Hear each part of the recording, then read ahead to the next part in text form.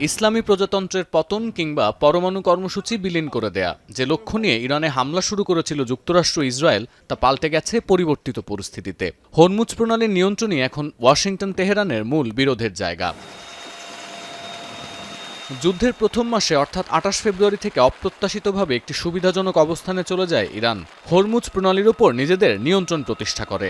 এতে ওয়াশিংটনের অর্থনীতি ও রাজনীতির ওপর চাপ তৈরিরও সুযোগ পেয়েছে তেহরান। বিশ্লেষকরা মনে করেন চলমান সংঘাতে এটাই ইরানের সবচেয়ে শক্তিশালী কৌশলগত শক্তি।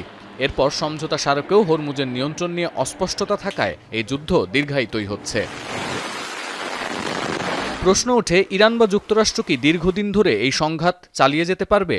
মিডল ইস্ট আইয়ের বিশ্লেষণ বলছে ইরানকে সামরিক, অর্থনৈতিক ও সামাজিকভাবে দুর্বল করাই এখন যুক্তরাষ্ট্রের লক্ষ্য। তারা জয় পরাজয় নিয়ে ভাবছে না, কারণ দুর্বার প্রতিরোধ দেখিয়ে এরই মধ্যে ইরান প্রমাণ করেছে তারা হার স্বীকার করবে না। তবুও যুদ্ধ চালিয়ে যাওয়ার বড় ঝুঁকি আছে ইসলামী প্রজাতন্ত্রের। গেল মাসে ইরানের মূল্যস্ফীতি ৮৮% ছাড়িয়েছে। যুদ্ধের কারণে কাজ হারিয়েছেন ৩০ থেকে ৩৫ লাখ মানুষ।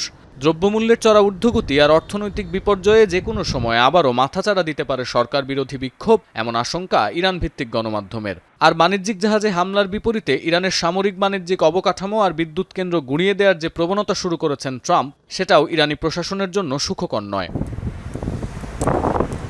তবে খেসারতের পাল্লা ভারী ওয়াশিংটনের। ইরান এরই মধ্যে প্রমাণ করেছে তারা বিশ্ববাজারে তেলের সরবরাহ বন্ধ করে দিতে পারে। তাই সবসময় অন্যদের ওপর চাপ সৃষ্টি করে আসা ট্রাম্পও পড়ে গেছেন জটিল এক গোলক ধাঁধায়।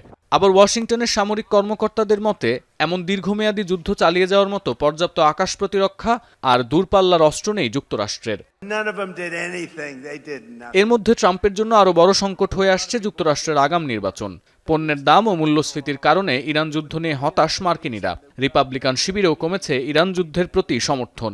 এই সবকিছু ইঙ্গিত করে এই সংঘাত চালিয়ে যাওয়ার কোনো সুনির্দিষ্ট কারণ বা প্রয়োজন নেই ট্রাম্পের। আন্তর্জাতিক গণমাধ্যমে অনেকবার দাবি করা হয়েছে মূলত ইসরায়েলি প্রধানমন্ত্রী নেতানিয়াহুর কারণেই এই যুদ্ধে জড়িয়েছিলেন ট্রাম্প। তবে বাস্তবতা হচ্ছে বৈশ্বিক অস্থিরতা আমলে না নিলেও নিজস্ব প্রয়োজনেই সংঘাত থামিয়ে আলোচনায় ফেরা উচিত তেহরান ওয়াশিংটনের। সতীর্থ কর্মকার, এখন বিশ্ব।